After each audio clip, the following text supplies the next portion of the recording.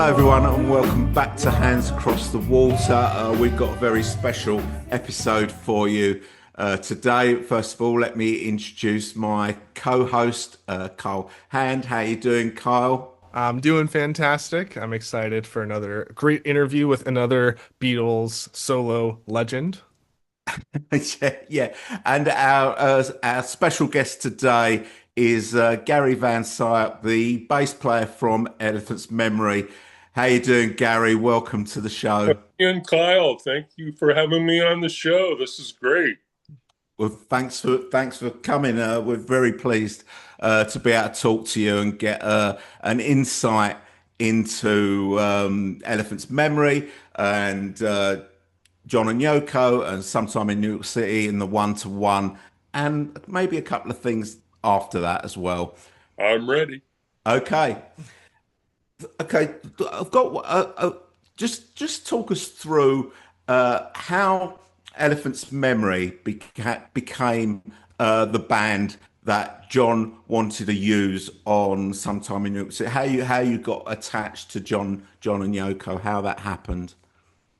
Well, I joined the Elephant's Memory Band in 1971. John and Yoko were settled in on Bank Street, which is only a block away from where we rehearsed at Right. a studio called Magna Graphics. And but Elephant's Memory had been around since 1965 Hmm. with various lineups being on let me see, where they were on Metro Media Records. They had a hit record on Metro Media called Mongoose. I think everyone can hear that on YouTube. And but they had a record deal on Buddha Records, also the Bubblegum people, even before that. And so we were rehearsing at Magna Graphics, and I would see John and Yoko down in the village. You know, they'd be shopping at the Korean deli or whatever, but Hmm. I didn't really feel like I wanted to go up and accost them and Hmm. try to make a musical connection. I was hopeful because we were pretty much the happening band in Manhattan at that time, playing. In those days, you played clubs like the whole week. You just didn't do one night or anything. So Right. playing Max's Kansas City, the club in New York, and maybe sometimes we'd even play Max's Kansas City for a couple of weeks. Oh, really? Great. So Like a sort of residency sort of thing, or yeah, temporary that's residency. all Right. it that back then, but you nailed it. Yeah. So And how long would you play each night? What would be a sort of a two shows a night, two shows a night? What would an that be hour, like? An hour or hour an 15, hour set? and fairly early one. They had a dinner crowd there, so it was like 9 to 10, and then you'd play a late set. But everybody in town would come. It's just such a great hang, you know. Hmm. Dirk Dolls and Lou Reed, and on and on and on. Everybody, it was kind of an assembling place for the rock scene in those days. But we made a recording, Tony, at a radio station on Long Island called WLIR.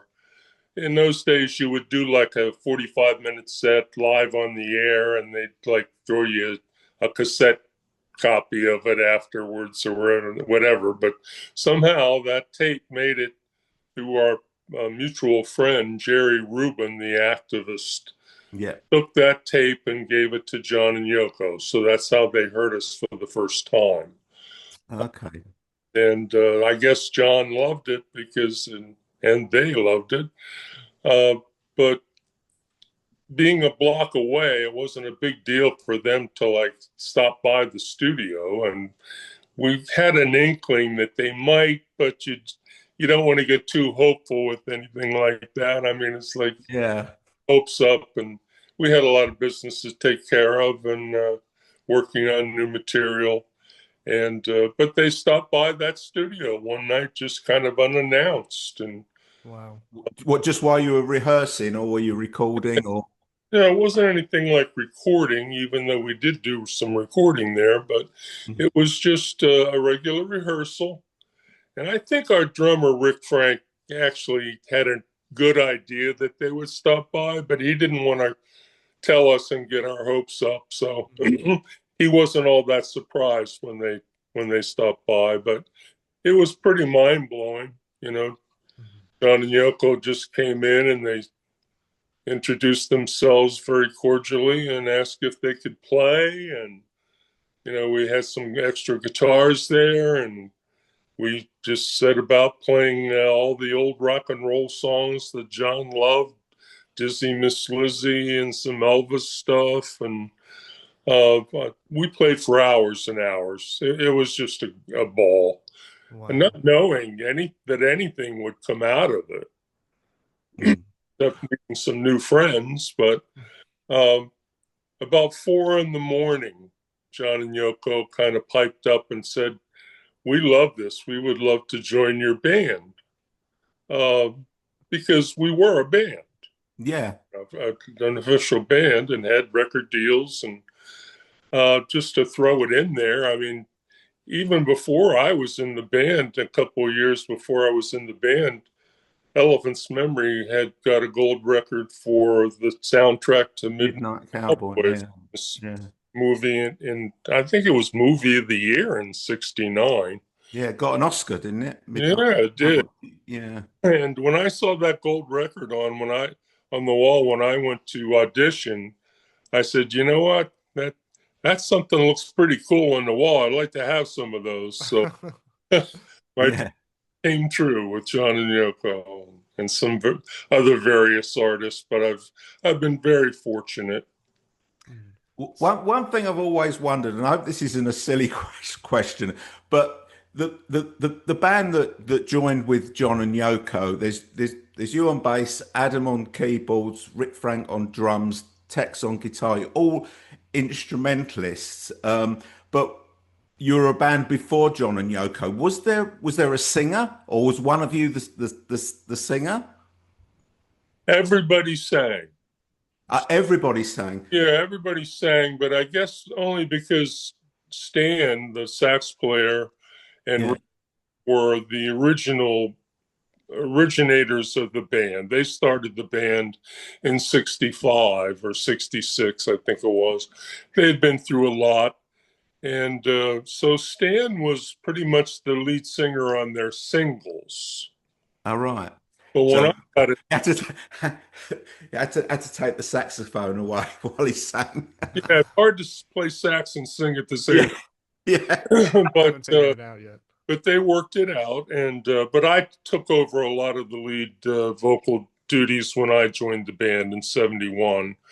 And Tex Gabriel, the guitarist, had been with Mitch Ryder in the Detroit Wheels, a famous band from Detroit.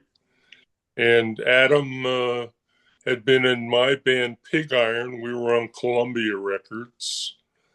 And everybody had a lot of record dates and history doing record deals. Uh, Somehow we got a rap from being a street band. Somehow I think it was because of him playing with David Peel, which was a bona fide street band. So Yeah. I think somehow we got associated with that. But Elephant's Memory were all studio musicians, really. I mean, for years and years. Adam and I had been in town on Columbia Records. I'd been recording with Paul Simon and Neil Sedaka, who had a litany of hits, and doing a lot of live gigs with him. I played with a lot of R&B artists on Atlantic Records previously to being with John. Howard Tate, namely, which is, I think Rolling Stone named him as one of the top 10 R&B artists of the 60s. He had a couple of great hits, but I'm on a couple of his records, and just great stuff. My point being, everybody was experienced in the studio, so it it wasn't a stretch for us to have to come in at 7 o'clock at night, never hearing the song and getting our parts together very quickly. Hmm. Mm. I think John saw that in us and did some research on us, I believe, and found out we were all experienced studio guys. So Hmm. he felt pretty comfortable about hiring us on. So Mm. before we move on, a lot of people think that I'm just a famous podcaster, but what people don't realize is that I'm also a licensed New York City tour guide. And so when you mention Max's Kansas City and Korean delis and the West Village, my eyes totally light up. And Yeah, so I just would love for you to kind of just really set the scene of what is the village that John and Yoko fell in love with.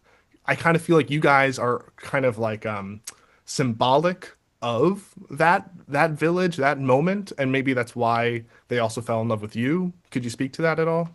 no, I think that's very good, Kyle. Yeah, I agree. You know, the village was really wild. I mean, you could be just standing on the corner and there'd be a political conversation break out with 10 people you didn't even know. I mean, it was very loose and the clubs there. I think Elephant's Memory had actually played Trudy Hellers, which is a famous way before Max's even. They had paid their dues at Trudy Hellers. But the environment was just very political in that year of 71 and where the year that we met John, it was December of 71 we met them. And but there was a lot of political stuff going on, no matter where you were in the village. But I think the thing that they liked about the village was that they could just hang out. They could just go out and do things on the street, not have to be, signing autographs every minute. And people just gave you a lot of space in the village. You didn't have to worry about that kind of starstruck kind of thing going on, really. Yeah. That's what I liked about it. And I'm sure they did too. And they knew that we were at the core of it all. They knew we were one of the bands at Max's Kansas City, which was the top club at that time. And they actually came down to, after we started working with them, they came down to Max's Kansas City one night.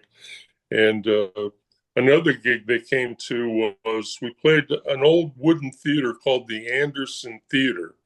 I wrote a song about it, and on our Apple album called Chuck and Bo, we were backing up Chuck Berry and Bo Diddley one night, and John and Yoko came down and sat in like the 10th row or something. So that was really a memorable night for all of us, I think. Wow. Mm. I mean, it's really interesting to think of it as like a place where they could just find refuge. Because when I Yeah. was thinking more about the time that you came into John's life, I mean, it was so recently that he broke up with the Beatles, and it's like important to keep that in mind. Because to Mm. us today, we're recording this in 2025. It would be like if, this happened in 2023.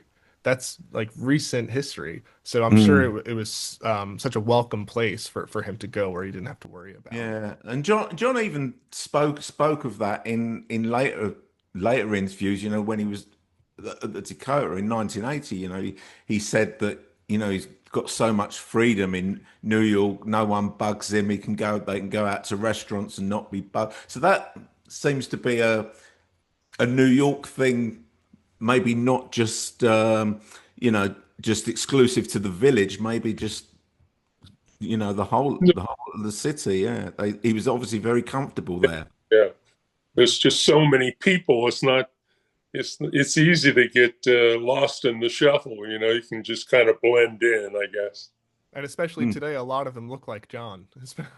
Yeah, Especially you wind up in Bushwick or something. Yeah. yeah. But Tony, what else you got?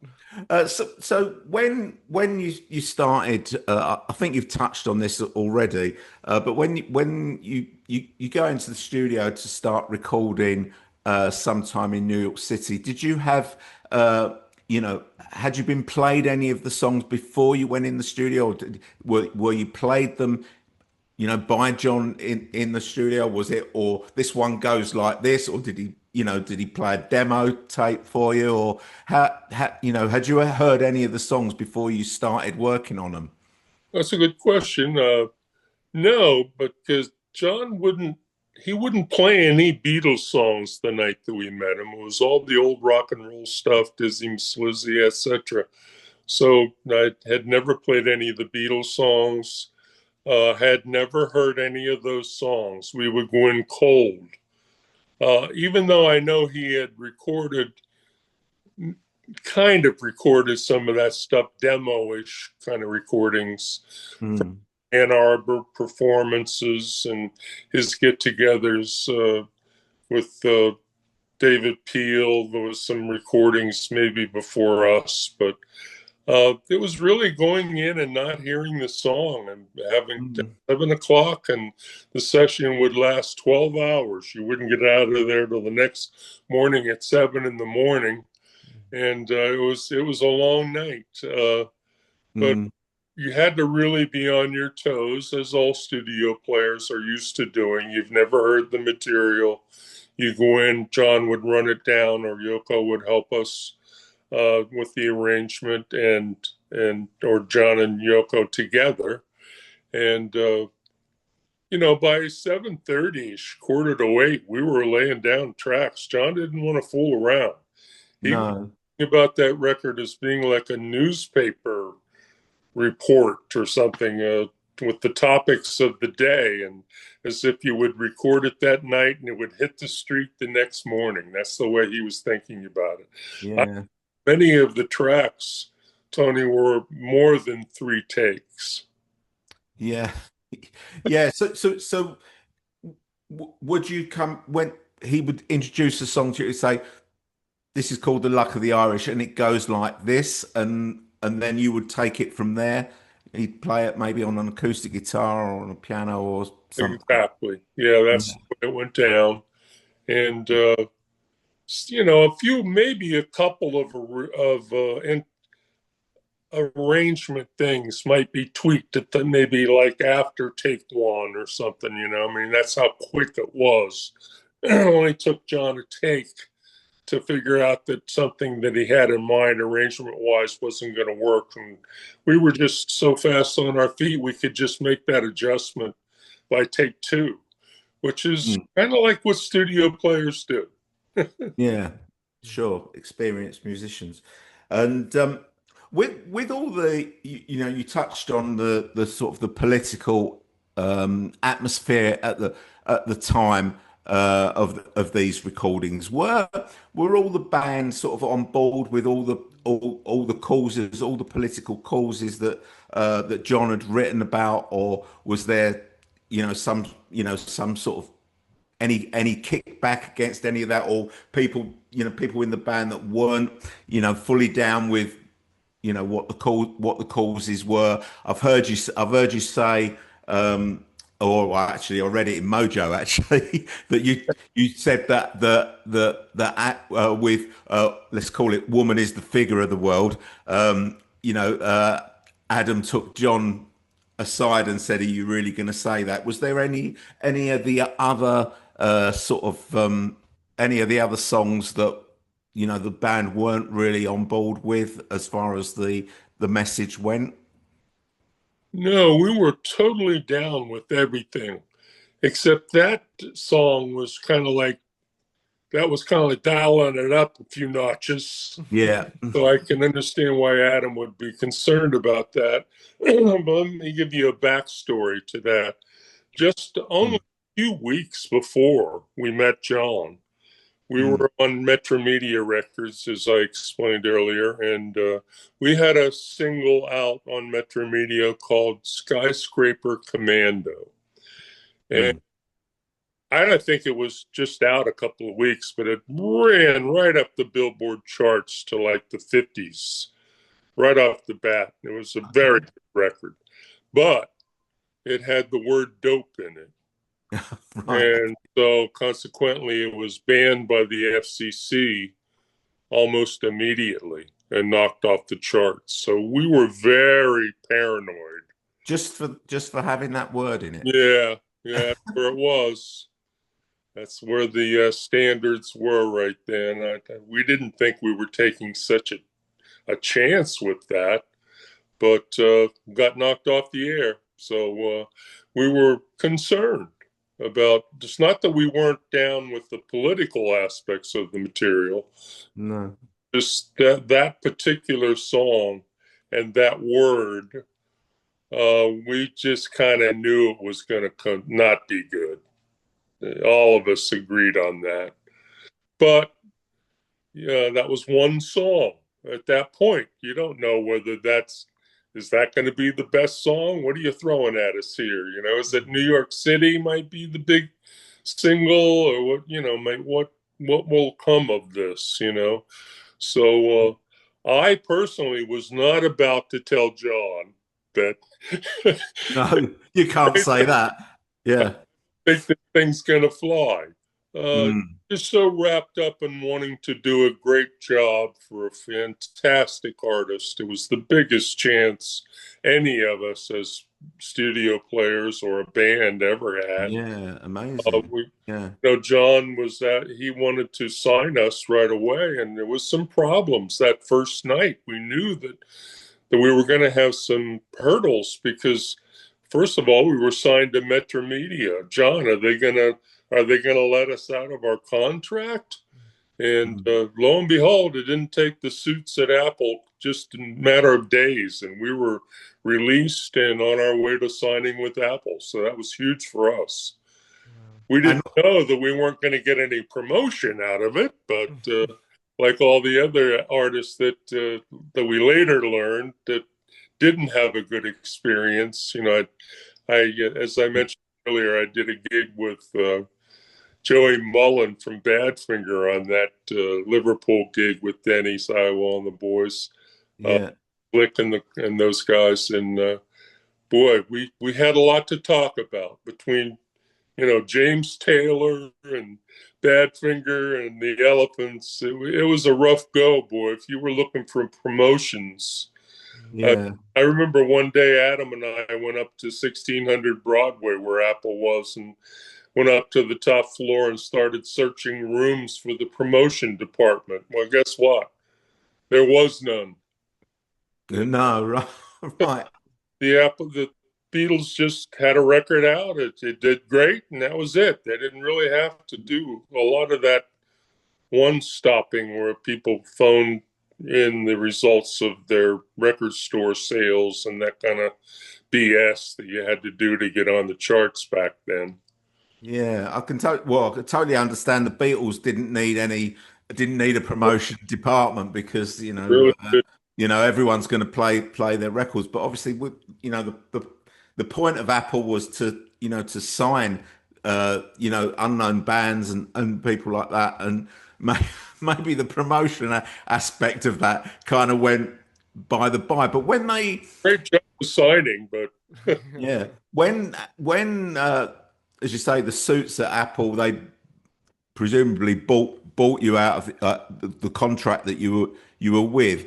Obviously, that presumably that deal that you were in was maybe two or three album deal or something like that. Did Apple offer you the same? honestly, I don't recall because I was never happy with it anyway. It was a deal that I had to honor joining the band in 71, and I think that contract had been signed way back in 70s, early 70 or something. Uh, Yeah. so I was glad, I was thrilled to get out of that deal and be signed to Apple. Oh yeah, and we went on salary, so that was good.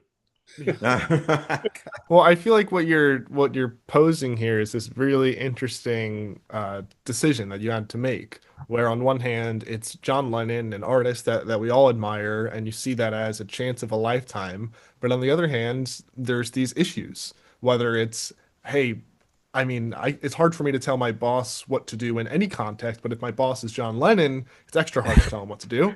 And second, Tough sell, yeah. yeah, these clear issues with Apple itself, whether you were fully aware of those at the time or not, was there kind of much debate in the band about whether this is the best career move, or was it like, it's John, go? Yeah.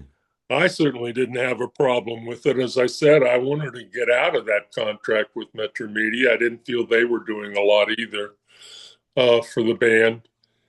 And so we didn't know what was going to come. So Apple sounded pretty good to me. Fair enough. Still sticking with the recording of sometime in New York City.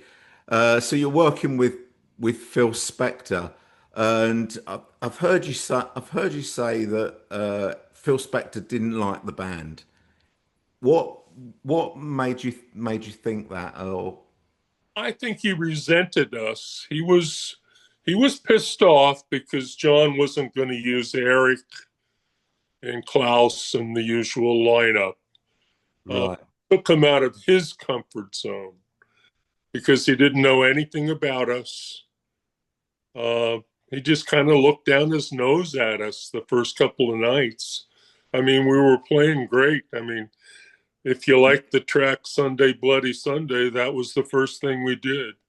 And he was there that night, and I didn't hear any complaints about any of our playing or anything. But him or John were kind of at each other from the get go.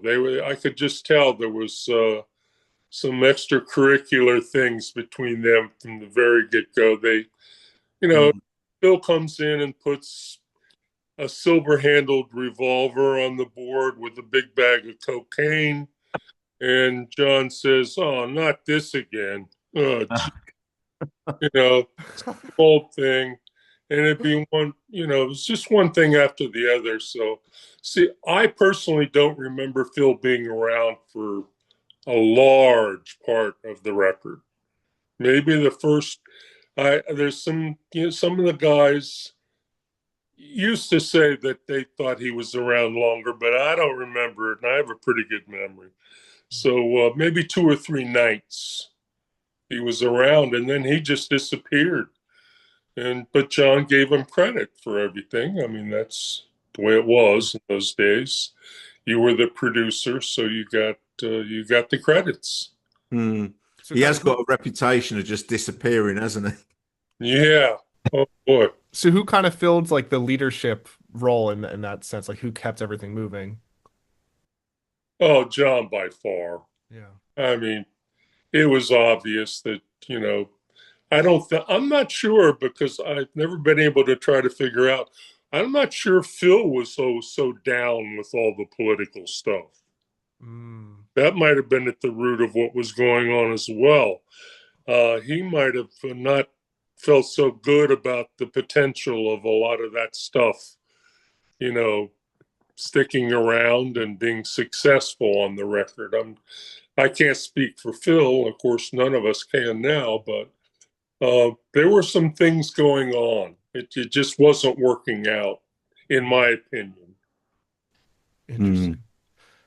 Yeah, I don't know if you've gotten the chance to really dig into the I guess the evolution documentaries and also like the studio jams, because what I found to be very insightful about them is all the studio chatter in between songs. Like, does some of that kind of take you back? Like, there's one specifically where I don't know if it's an engineer or somebody is like, put that guitar down. And it just felt kind of, it gave me the impression of like a bunch of guys in their, in the 70s, not their 70s, in the 70s, just like having a good time in the studio. And then the adults are trying to be like, hey, relax over there. Like, yeah.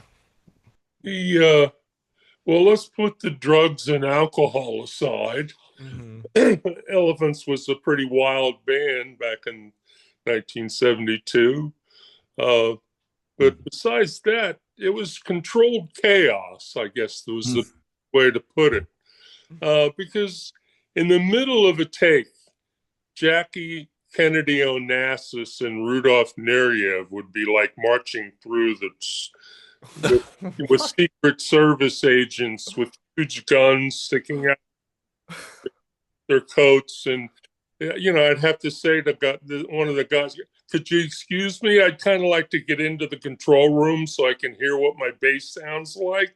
Uh, I mean, Nothing important, you know. Just, but another night, Mick Jagger. I mean, it was just on and on and on. One night, Mick was there, and we just said, "Fuck it, we're just gonna stop the session and jam." So we just ended up playing with Mick for like 2 or 3 hours. Mick played Wow. guitar. Actually, I was shocked at how good he played guitar. Yeah, he plays a lot of guitar live Yeah, now. These days, anyway, he does. Yeah. and I was I just couldn't believe it. I didn't know. I had never even dawned on me he would play guitar. What? Hey, Simon, where is this on the studio jams? You know? Some of that stuff is out there. That jam with the elephants and Mick. I've heard that on a couple of bootlegs, but it was loose. Everybody was stoned. It was just wild stuff. Mm. I cringe when I hear some of the mistakes that on that some of that jam stuff, but all in all, it's just interesting to have the insight to see what John would feel like doing in between takes and stuff. It was Mm. Yeah. interesting. I find it interesting now. At the time, knowing my own personality, I was probably thinking, "Oh shit, can we just get back to it?" Yeah. I You know, suppose I hey, suppose you don't need on to, the line here. yeah, you don't need to beat yourself up about, mistakes in jams, because it's just a band hanging out and just killing time in between takes while they, So wind the tape back or whatever. yeah, we were so trying to take care of business and do the best job we could for John. That got a little old after an hour of it or whatever. Yeah, yeah. If we move on to the live performances, so the there's obviously the one-to-one, but there's also a planned tour. Was the planned tour to happen before the one-to-one or after the one-to-one?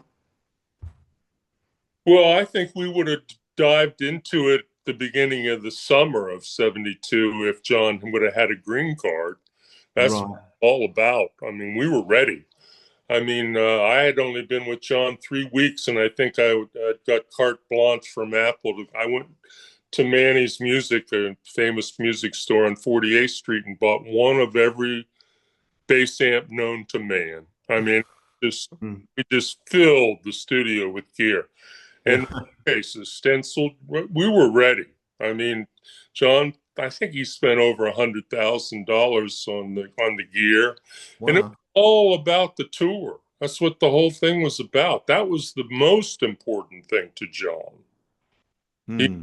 really wanted to get out and play. It wouldn't have been a world tour or anything, but we had all the agencies in New York, William Morris, ABC agency, all of them were coming down, courting John, trying to get his ear about setting up the thing. But John, as soon as they heard there was no green card, they backed off because without a green card, you're just spinning your wheels. I But mean, you could have toured within the states though, couldn't you? Without no, no, no, you can't go out you of your can't work state. at all. No Ah, I work. didn't know that. I didn't Yeah. know You're that. not allowed. The only thing that we could do, Tony, was to do the benefits and the TV shows. That's the only thing you could do. Yeah. The Interesting. reason why I'm surprised about that, because he obviously went to LA in 73, 74 in California, but he didn't have his green card then, did he? No. No, but that was okay. Well, he wasn't really doing official gigs. Ah, right. Oh, so it's because of the work Yeah, permit. Is it? Yeah. Work permit. Okay, understood. he couldn't sign a contract with like a major booking agency, and so they would have the freedom to go out and book 30 dates for a couple. Yeah. Of, Mm. that's the So, way it started off, hopefully. But none of that came to fruition because there was just no green card, no go. mm, So you bought the equipment. That was done. But then how much how much other planning took place? Like, was the set list, do you think, going to look very similar to the one-to-one concert? Oh yeah, we knew they had that together way before One to One. That was the tour. That's what you would have heard if you would have came to the a Madison Square Garden show on a John Lennon tour. Just it Mm. was hadn't have been the Willowbrook Foundation, it would have been, let's just say, he opened the tour at Madison Square Garden. So that's what the set list would have been. We had been rehearsing that set list for a couple of months. We Wow. had we had no input to it.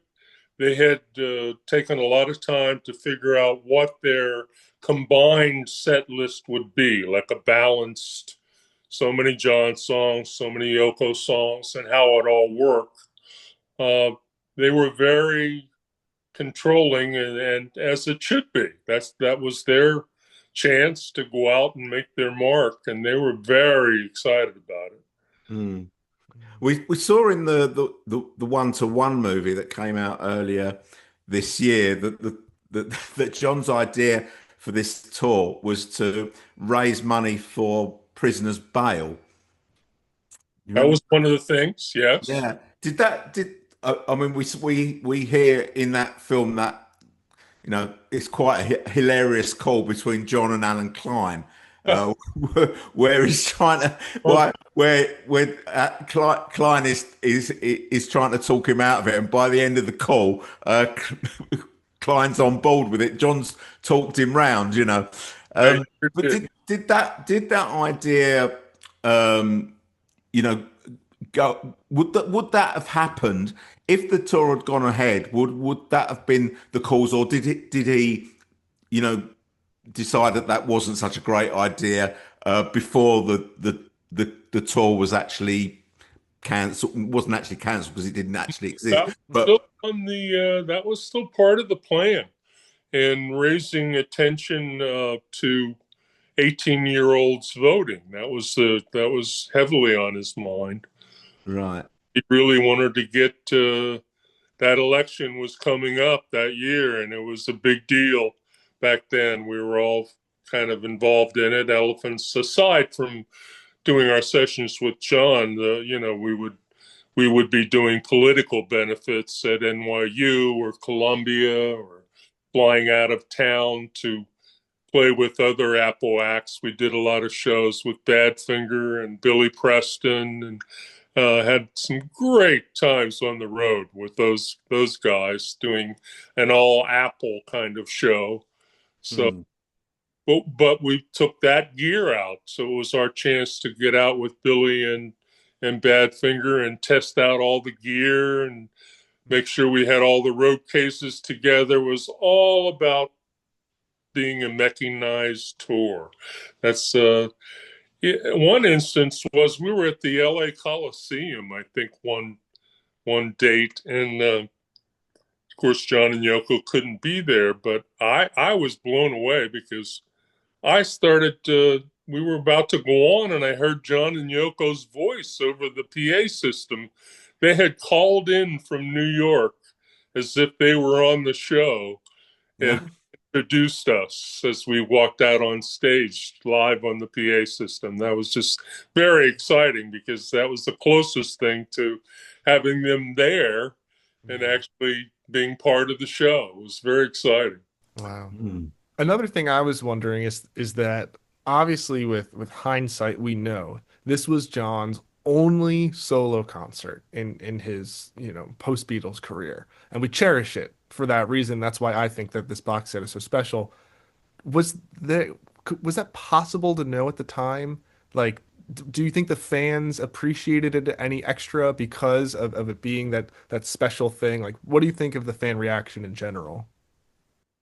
Well, I mean, it's just so exciting to see a Beatle play. I mean, I invited maybe a half a dozen of my friends down, and they're still talking about it to this.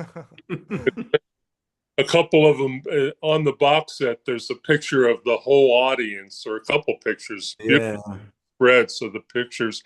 And wouldn't you know it, three or four of my friends made it in that picture. Oh, I was able to call them and make their day.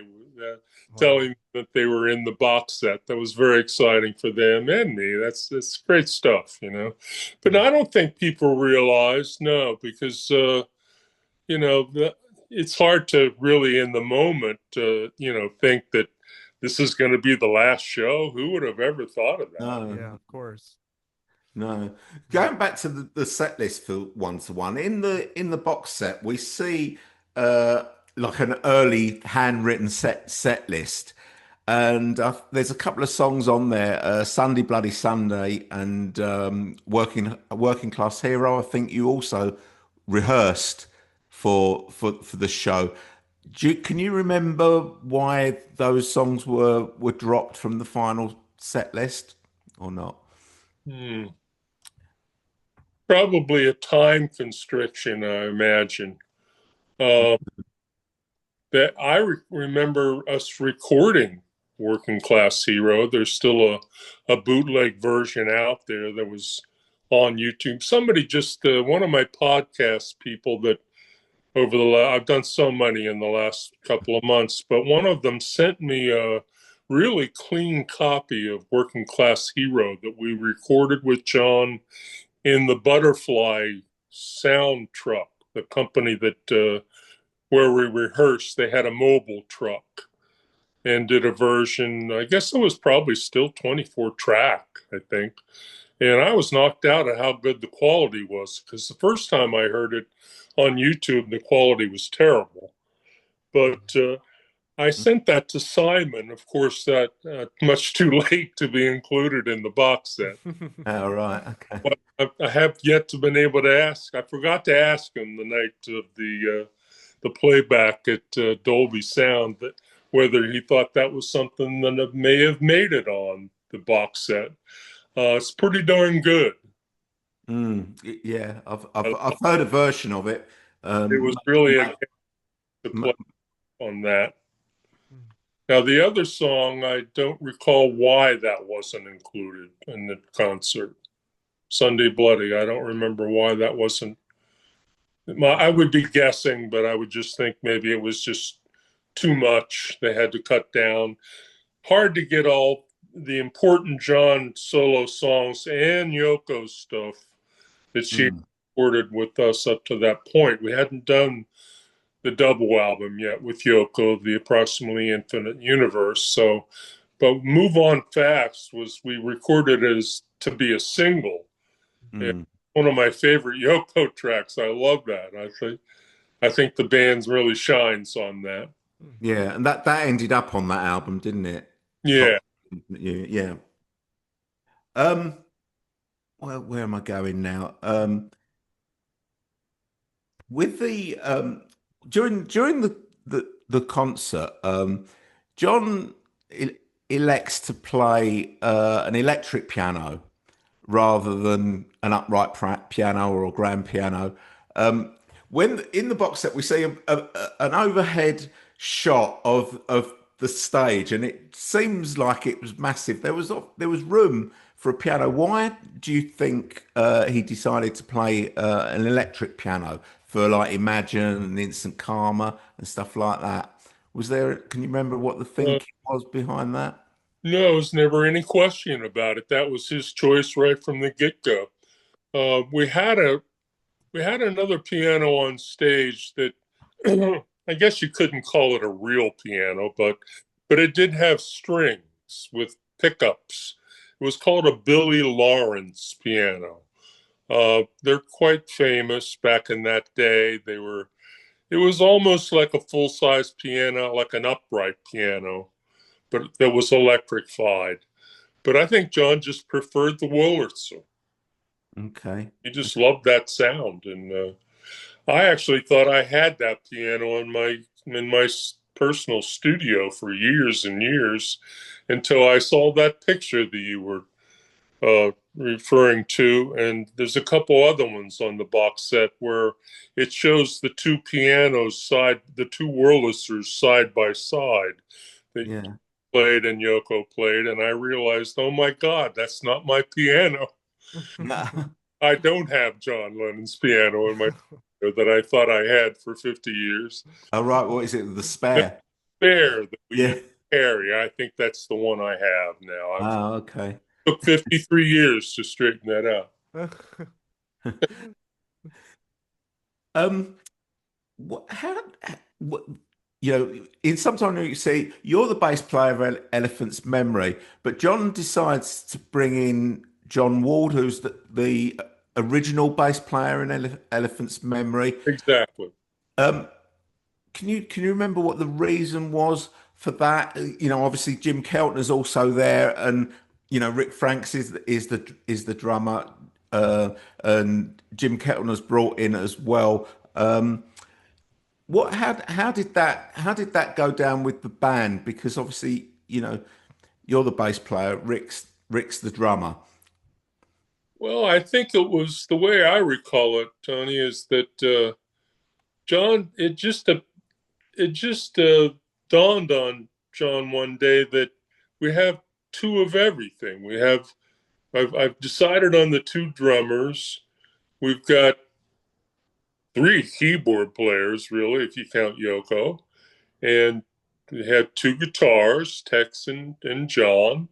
And he just got the idea that wouldn't it be great to have two of everything?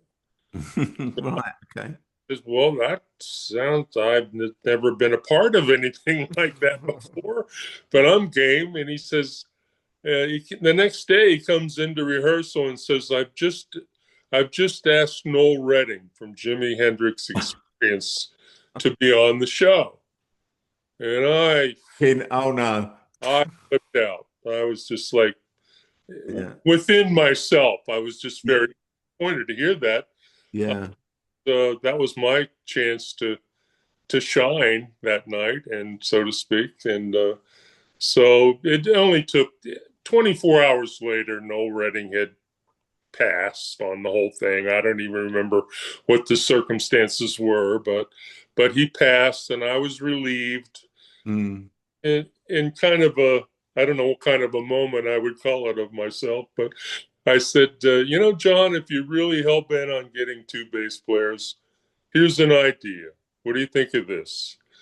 How cool would it be to ask John Ward, the old bass player for the Elephant's Memory Band, who's a really good bass player, to be Mm. on the show with us, just for that show, not for the tour, but just for the show, because you had an idea to have two of everything. And of course, we're discounting Stan Bronstein, which is a single sax. We're not, that's not Yeah. the Yeah. equipment. But he thought it was a great idea. And we called John, and he was at a commune up in Massachusetts somewhere by that time.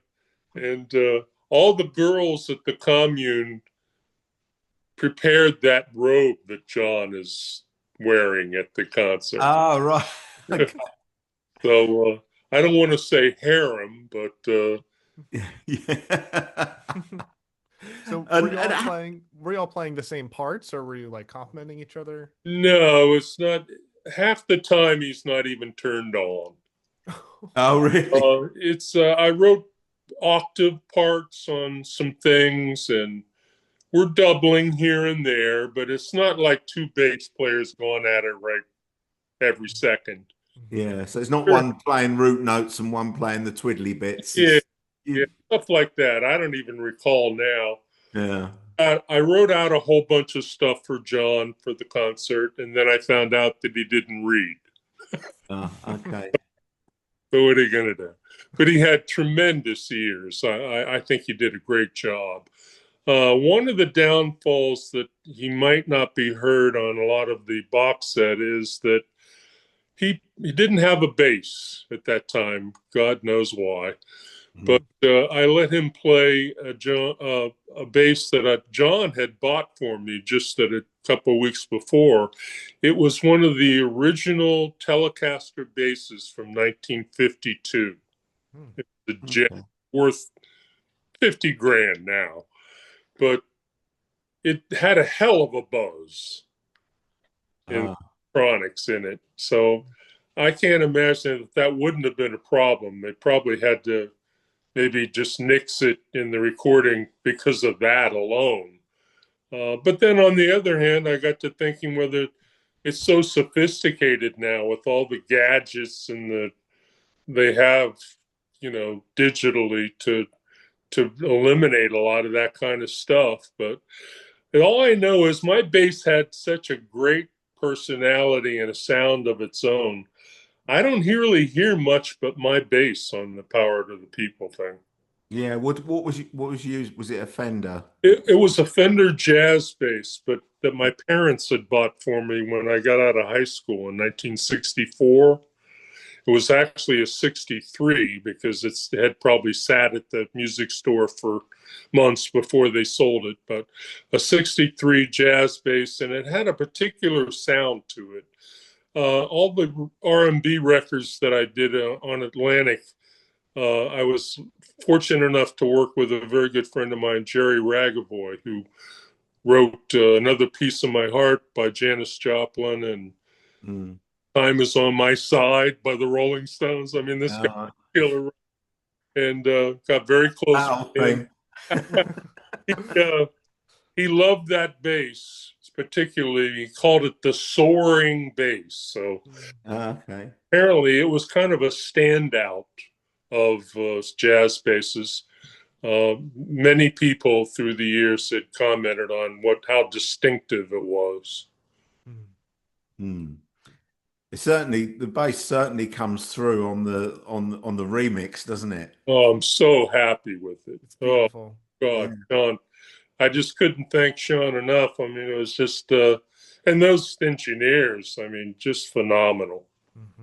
They did Mm. such a great job on the record. I'm, Oh, they always do. They're amazing. oh my goodness. Paul Hicks and Sam Gannon, they just do such a fantastic job. And, the rest of the team, with the book and all the things they include, those packages are just head and shoulders above Oh, everything else Yeah, they had, seriously. in that sort of field. it was just fantastic. Couldn't be happier. Uh, I haven't heard anything to the contrary from Adam. He seems to be very pleased. Hmm. He's in a lot of the shots of the movie that will be coming out next year, the whole show. And he's was actually in. There were a lot of shots that they used of for the movie 1-to-1 Hmm. that Mm. wouldn't have had Adam in a lot of the shots previously. That was a problem years ago. They really kind of laid off Adam, and a lot of the keyboard parts you would be hearing Adam, but you would only be seeing Yoko, and Right. that was kind of a You're talking about the video that came out in the 80s, original right? 1985 or Yeah. 6 version. Yeah, it Yeah. was a So, problem. Yeah. I'm really happy that you mentioned the forthcoming film because I was going to ask you about that. It's funny that we're talking so much about the box set because it's all fresh in our minds, but Right. I really think that the highlight of all Beatles releases for this year for me was probably the film that came out, I guess, around Oh, April. yeah. And don't get me wrong, I loved like the whole documentary part of it, but whenever they would just show, I mean, that shot I saw, I don't know if were you there in the IMAX and when Yes, I was. Yes. yeah, Were when they you? showed I was there too. Yeah, Oh my actually God! You know what we're talking about. yeah, I He was actually Oh, he was sitting next to Sean. I was sitting next to Sean Lennon, yeah. great. Yeah, Yeah. by Imagine, pure luck. Imagine came on and specifically Mother. Just, Yeah. Yes, that's what I was gonna Yeah. say. Yeah. oh, The bead of sweat on the The end of bead of his sweat. nose. Yeah. It's incredible. oh, And so I loved the way that they spun the documentary and the history all of all. And I think the director It did was a fine brilliant. It was job. a brilliant film. Whenever they would show a scene like Mother, about the sorry. about flies and all that Oh, the stuff. flies was Oh hysterical. yeah. Yeah. Yeah. Very interesting. Yeah. Something I've thought of any kind of an approach like that. It was such funny stuff. It was a genius approach. It And really was. whenever they would show any bits of the concert, I would just think to myself, like, I cannot wait to see this No, full we want to thing. see the whole thing, and Uh, hopefully they've got both shows.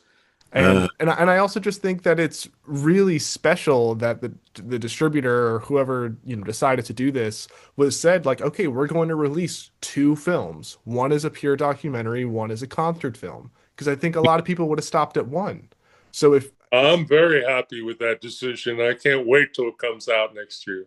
Yeah. Can you give us like a taste of what impressed you? What can we expect? What to look forward to? Oh, the shots are just the way the split screen stuff was what hit me Mm, first. I mean, okay. Mm. just that would you wouldn't have had anything like that years ago. You get Tex on one side and John on the other, and all these split screen Mm. effects that are so popular today in documentaries, and Mhm. Mm. so they're utilizing all that for the film next year. And I saw the whole thing from beginning to end. Simon Hilton played it for me, and I was just blown away. It's just Wow. phenomenal. I can't remember. Fantastic. Is it the same director? I can't remember the Scottish gentleman that did. Not sure who's getting credit for that. I'm not sure. Yeah. Think of that. But it's going to be just so exciting next year when it comes out. Look And forward to it. yeah. What were your highlights from the concert, um, both at the time and now having heard the remix? Has any of your highlights changed having heard the remix in much better sound quality? Have you suddenly thought, oh, we were really good on that song. I'd forgotten we were that good because one thing that really does come across, apart from John's amazing singing, is how tight the band are. I couldn't agree more. You're not going to get any argument from me. Holy cow. And you're right. That's exactly what hit me. One particular was one, I think it was Open Your Box or something. It just suddenly just hit me. With Oh my the God, groove, yeah. to the band. We are jamming like we had played that song 1,000 times. And all that background music for that song is kind of like a jam. Yeah, Uh, yeah. But boy, we were on it that night, I'll tell you. But with that sort of, it's got to be steady, steady, steady, hasn't it, all the way through, because it's a fairly long song, I suppose. But Got yeah, to give Jim Keltner and Rick a lot of credit for the groove that they laid down for that night, and I'll take some credit too, I guess. yeah, yeah. It's all about the bass and drums in that, I think. That particularly is yes. Yeah. And what do you think of the remix of New York City as it's known now? The album, The the the reimagined album. album. Take just moving away from the concert slightly. Yeah, okay. I loved it. It threw me a couple of curves, but after just pausing and thinking about it all, I love the way that they didn't use the sax here and there. Mm. Sunday Bloody Sunday, the way that sets up with Yeah, you really get the impact of John's vocal without your that sax intro. you commented on it. I just love the way that John's vocal just comes in. His Yeah. It's ve- it's impact very is powerful. just Sean, great job, man. Yeah. I mean, Thought sorry, go on, carry on. I wouldn't have thought of that. I would have just probably went right along with the sax intro and as it would had been done previously. But boy, that was a real improvement. I thought that really was impactful. Yeah, that's interesting to hear that actually, Gabe. I suppose is it fair to say that Stan was really the kind of leader of the band, the main man in the band, because the sax over everything on sometime in New York City and also on the one. Well, Stan was the star of the band. Yeah. He really was. I mean, that's the way John saw Stan as well. Uh, maybe I hope to think we would have got the gig anyway, but without Stan, I think I don't know whether we would have gotten the gig or not. Who knows, But John just loved Stan and thought he was very special. And he had some big shoes to fill. I mean, with Bobby Keys, it's no slouch. No. So for him to single Stan out as the star of the band, which is the way John was thinking about it, I think. And but yeah, when you're in that kind of a position as Stan was, and I don't mean this in any bad way, uh, Stan had an answer, a musical answer for everything. Hmm. Whether it was the style he was playing on the sax, or uh, helping with the arrangements for all of our records, or made some really big recommendations to John in the studio as well. He was a monster musician. God rest his soul. Hmm.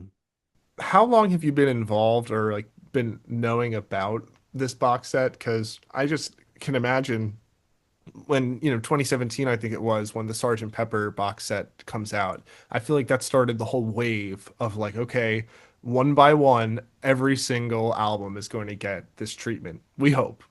And inching towards sometimes in New York City or sometime in New York City, and just yeah, so I'm wondering the anticipation leading up to this, big year. Yeah, and I think it was 2010. I mentioned earlier that that's a long time ago. I think that was the Lennon NYC thing that we mentioned earlier on PBS.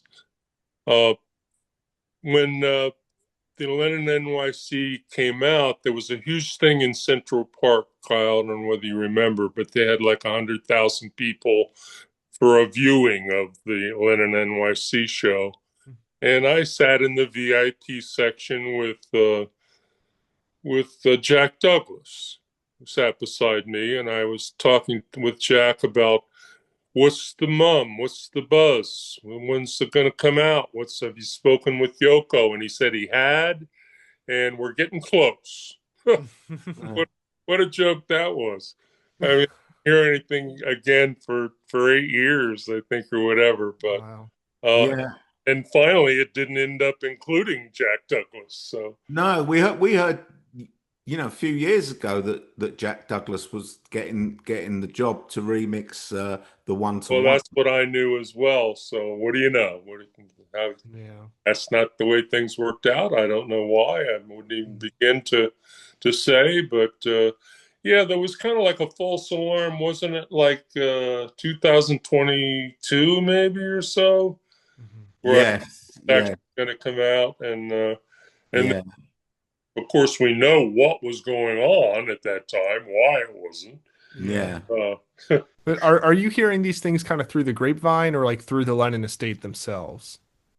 a little bit of both. Gotcha. A little bit of both. Yeah. Mm. Well, I mean, I've made my thoughts on this box set super clear. I think that it's great when you have a box set like, Sergeant Pepper, for example. It's like, well, how can you make Sergeant Pepper any better, right? Like it's all like, and they did a great job. But I feel like for this one, something about the original mix of this never really sat right with me. And Mhm. so we've been giving Sean and his team his flowers, this whole show, saying how stupendous the remix is. And so, like we said, like hearing your bass better, like I likened it on a previous program to like kind of like when you have an ancient painting and you use that like really careful technology to kind of like clear away the dust to make the colors pop. I really feel like sometime in New York City now is just right up there with all the, unfortunately few, but, strong albums in John's catalog. Um, and so do you feel like there's been kind of like a similar reevaluation of sometime in New York City? Well, first of all, let me go back to I've heard you give that analogy before. I think on a previous show, I watched one of your shows. It might have Oh, been last week. okay. Said that. And that is one of the best descriptions I've ever heard Oh, thank you. of how I would describe it. I mean, that was just perfect, Kyle. I mean, I Thank give you. big props for that. Yeah, that's why Tony pays me I 500 a gotta, show. gotta steal it from. All Yeah, right. feel free. Feel free. No, that was great, man. That's a great way to explain it. And yeah, that's exactly what happened. I mean, I can't tell you how many times I've listened to this sometime in New York City through the years and went, Jesus Christ, can't they just take that damn tape echo off? I'm Yeah. so sick of it. And it's just so passé. Let's face Yeah. I mean, that's a trademark of Spectre, though, isn't it. it? The Exactly. the reverb on the vocals, reverb on the drums, Yeah, boy. Ay. and now it's been stripped back. It kind of sounds more folky in places. In places, it sounds more folky, but it's just there's so much clarity there, and all the fluff has been stripped away. It just sounds It's, superb. it's just great. I'm just very excited about it. So you can certainly hear the sound of that wonderful bass that I had back then for sure. Mm-hmm. So up front in the mix and such great tone. It was a wonderful instrument. I wore that instrument out. I had to actually quit playing that bass because it was just worn out. I did so many thousands of sessions that it was just it had it. I had worn a thumb hole through the whole wood of the body, and the frets were gone. It was just a mess. Mm. But that's they sure nailed that sound. They really did a great job. I have nothing but compliments for that whole crew, Yeah, Sean crew. they really did do a great job. So they with the concerts, they've kind of picked the takes for the hybrid concert. Are you in? So most of the songs have come from the afternoon show. Are you happy with that, or did you think any of the evening performances were better than the afternoon performance of any particular songs, or are you totally with their choices? I was amazed at how they came out with that because I thought it was perfect. I that's what I listened to is the hybrid show. Uh, and plus, I was joking with another podcaster about I love the shirt that I wore in the afternoon. So, uh, yeah, I think they did some great. That must have been hard actually to choose. But I think John's voice in the evening was starting to show a little bit of wear. Uh, Mm, not that you might never realize it, but I had a front row seat to. I was imagine what it was like standing 2 feet away from John in that Mother and Imagine performance. I was yeah, literally, I could reach my arm out and touch John on the shoulder. So yeah, That is I special. sound of the record or the sound of Madison Square Garden, I got John in my ear acoustically. Uh, mm, it was phenomenal. Uh, yeah. that's one Um, of the things I remember. Excuse me. um, Excuse me. Uh, that's one of the things I remember about the day. It was just being so close to John and such tremendous performances. I prefer the afternoon. I think they did a great job with the choices they made. Imagine being 2 foot away from John Lennon when he's singing something like Mother. I mean, well, well, well. He doesn't hold back on that either. And Yeah. when you think about it, he's done. Or you all have. You've done two 90-minute shows in the same day, and it's not like you're on tour. This is a kind of a one-off gig. You know how when you're on tour, you build up your stamina as the tour goes along, don't you? Well, This is a one-off thing, and it's quite an achievement to do two 90-minute sets in it a is day. amazing. I mean, In a day. even at 2 weeks prior, we had rehearsed at the Fillmore East, the famous concert hall in Manhattan, and but we didn't run two 90-minute shows. We No. ran, the one set, 90 minutes or whatever, and that was it for the day. We did that for like 5, 6 days a week for 2 weeks at the Fillmore, and so it is amazing to think that John put in two 90-minute shows. I mean, it really. When I told Sean that his father had a little bit of a slight little discomfort in his throat when he came in that day. Sean was amazed because he couldn't believe that his father would put in that kind of performances and Mm. really be 100%. You would never know it. You wouldn't. You Wow. wouldn't. You wouldn't know. I mean, I just can't imagine you being so close to him when he's playing these, these ballads on the piano. I think the only thing that had a better view of John was the microphone. So, and so to hear kind of your perspective of all these things, do you feel like in revisiting all these memories, in these podcasts, has that kind of like kicked up anything like personal for you or like any big insights that you have like 50 odd years later getting to talk about it in this celebratory way? Well, that's just exactly one of the things that I've come to realize, as I just said, that I didn't really think of that until I was sitting there with you watching Mother, with Mm. John being like 25 feet wide. Mm. Yeah. I mean, just, oh my God. And then every once in a while, if you would notice, you can kind of see my bass or my, Yeah. you kind of, I'm aware that I'm there. And that's what got me thinking about. And my wife also commented, that's just amazing. Look at how close you are. Mm. It was incredible. Very proud. Yeah. So yeah. So you should be. What a thing to have on your CV.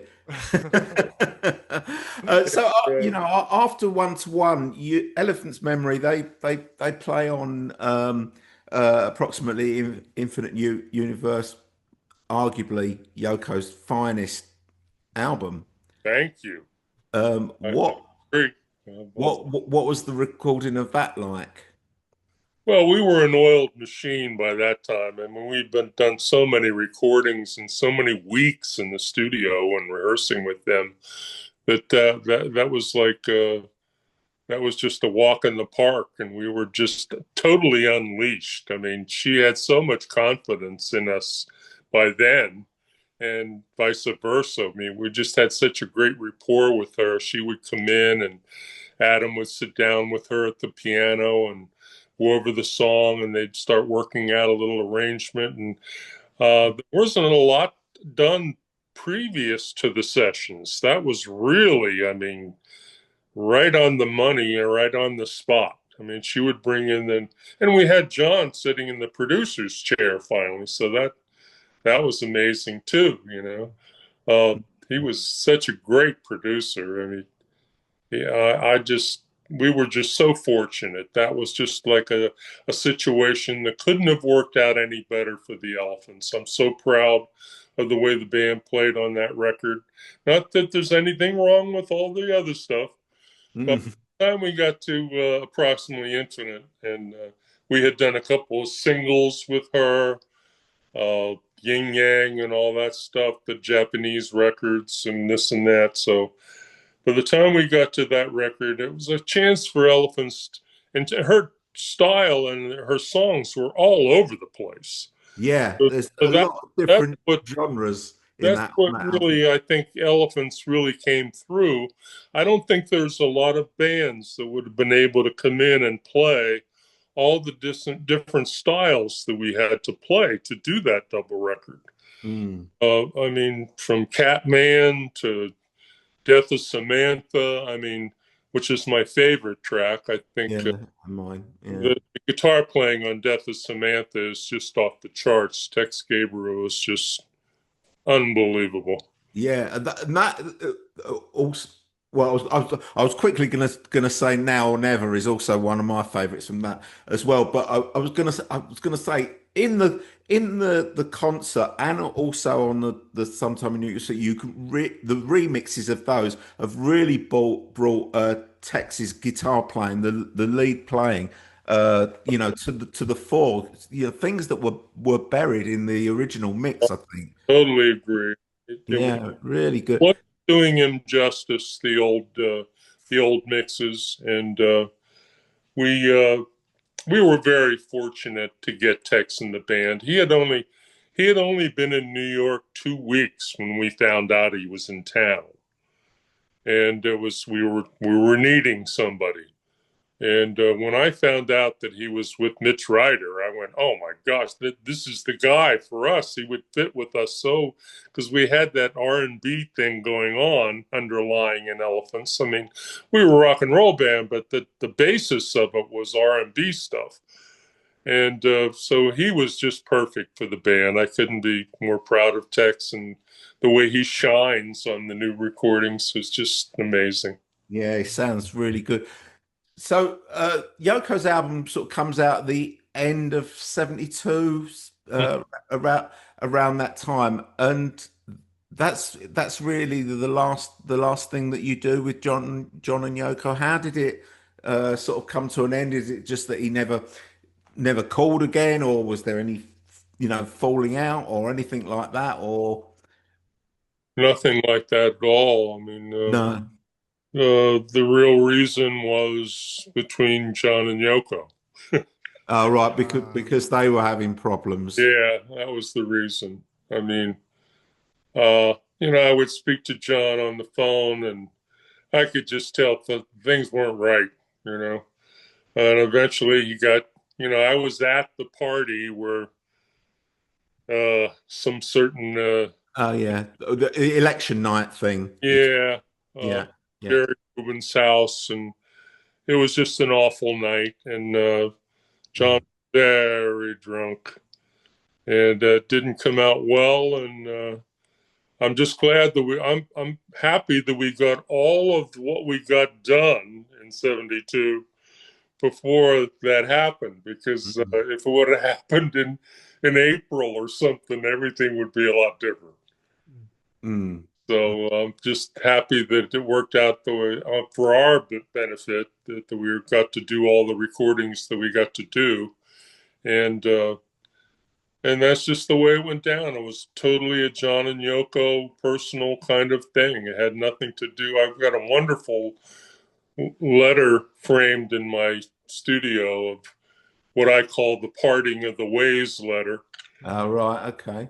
Uh, John just couldn't have been sweeter. It had nothing to do with you guys. I don't think it's hurt either one of our careers at all. And, you can't keep a good band down. Mm. wow. That's Uh, interesting. Yeah. a wonderful letter from John to just make us all feel good about it was going to be the parting of the ways, nothing to do with us. He was proud of the way we performed for him, and he thought maybe that would help our career in some way, and didn't hurt his in any way. So everything was good. Well, always like to always like to end on a good note. Have you got anything else, Carl? Or No, is I you wouldn't that ruin that ending. No. no, that's a fantastic ending to the show. Gary, I'm glad to share that with you. Thank you, guys. thank you so much for being on the show. You've been a brilliant guest, and you've given us a real sort of insight into working with John and Yoko in 72. I'd love to get on a show, a combined show, and have Jim Keltner and myself and Adam on a show. Would be terrific Oh, that would be interesting. Yeah, our door is always open for that. for for for Jim, but or Adam for that matter. But thank you, guys. A lot of fun. Well, we haven't got their numbers, so Okay. so, so There's it's one way down this is it's gonna down happen. it's down to you to sort it out and then let us know. Well, maybe a mistake of me to bring that up, but just wishful thinking. Yeah. But Gary, again, thank you so much for being on the show. It's been an absolute blast. Carl, do you want to Uh, wrap? Sorry, Gary, what was you going to say? I said thank you, Tony and Kyle. Thank you so much. You're Give my welcome. regards to Andy. Yes. Yes, yes. Regards to Andy. He'll be watching. He'll be watching. Sorry, Don't you worry about that. maybe another time. Yes. All right. I mean, we hope. Yeah. Thank you again. Thanks everybody for watching, All right. and Everyone, take care. hope you enjoyed it.